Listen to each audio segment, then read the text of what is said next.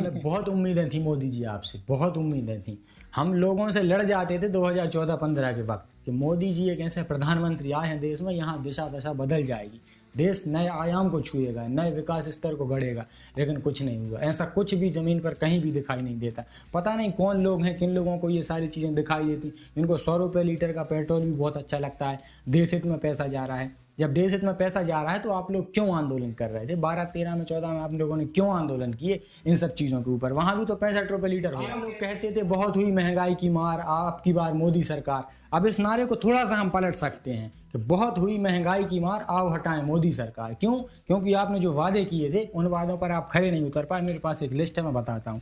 महंगाई कम हुई नहीं, पाकिस्तान झुका नहीं, एक के बदले 10 सिर लाए नहीं, महिला सुरक्षा मिली नहीं, गंगा सफाई हुई नहीं, गौ हत्या बंद हुई नहीं, बीफ एक्सपोर्ट पर बैन लगा नहीं, डॉलर घटा नहीं, देश की आर्थिक स्थिति सुधरी नहीं, देश में मंदी कम हुई नहीं, विदेशों से काला धन वापस आया नहीं, काले धन वाले पकड़े गए नहीं, नोटबंदी से देश को फायदा मिला नहीं, भ्रष्टाचार कम हुआ नहीं, गांव की हालत सुधरी नहीं, किसानों की हत्या बंद हुई नहीं, किसानों का कर्जा माफ हुआ नहीं, जातिवाद खत्म हुआ नहीं।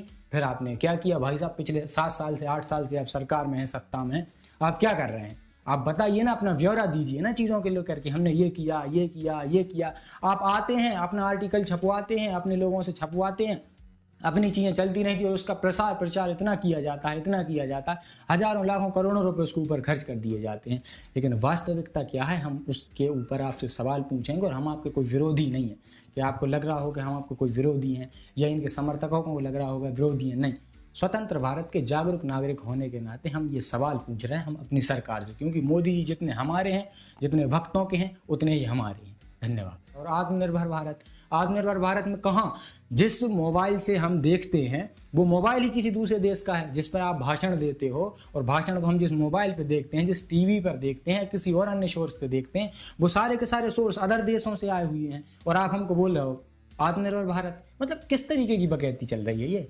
क्या क्या दिखाना क्या चाहते हो, क्या साबित करना चाहते हो? सीधे सीधा आकर बोलो ना, हम सहमत होंगे आपके साथ। अगर चीज़ सही होगी तो सहमत होंगे, अन्यथा हम लोग विरोध करेंगे। आप डंडे मारना, आंसू गैस के गोले छोड़ना, हम अपना विरोध तो प्रकट कर सकते हैं ना।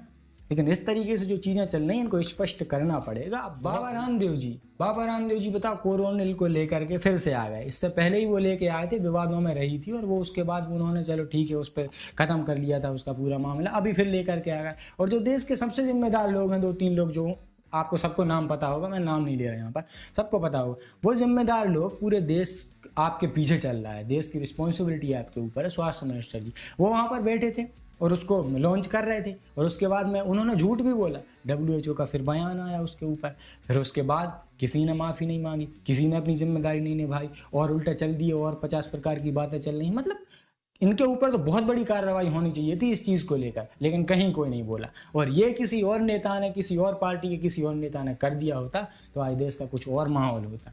इसलिए अगर आप करें तो रासलीला, हम करें तो कैरेक्टर ढीला। ये कौन सा तरीका है? आपका कुत्ता टॉमी, हमारा कुत्ता कुत्ता।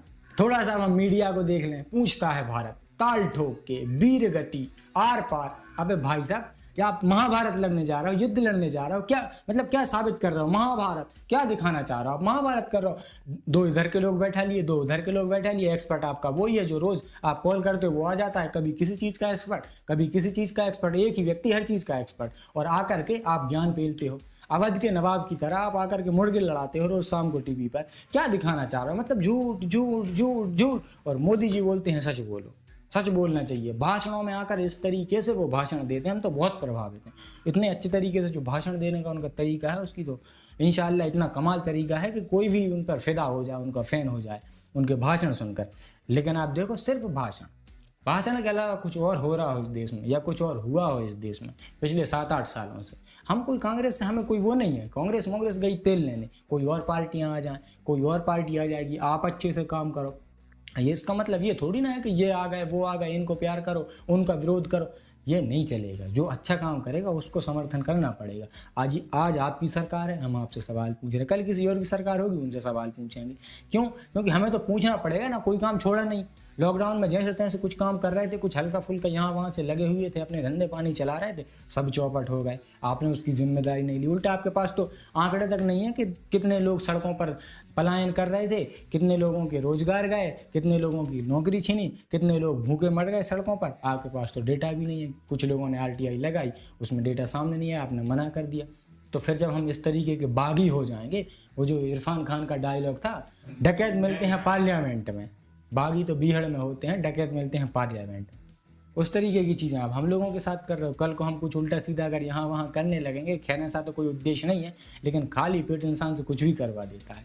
कल को कुछ उल्टा सीधा घट जाएगा, कुछ करने लगेंगे, फिर आप हमको देशद्रोही, गद्दार और पाकिस्तान का टिकट आपके पास रखा हुआ है। इस तरीके की चीज़ें चल रही हैं देश में। अब जिसका जो भी सोल्यूशन हो, कम से कम निकालो, हाथ जोड़कर आप सबसे निवेदन है।